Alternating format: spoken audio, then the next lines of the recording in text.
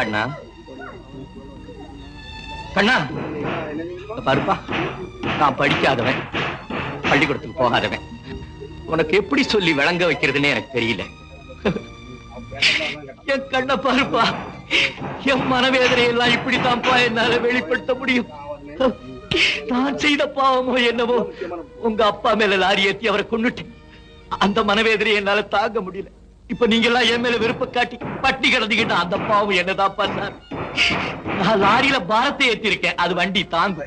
என் மேல பாவத்தை ஏத்துக்க என்னால முடியாதுப்பா, நான் மனுஷனாச்சு.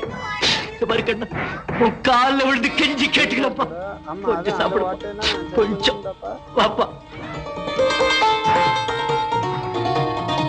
சாப்பிடுப்பா, சாப்பிடு, சாப்பிடுமா.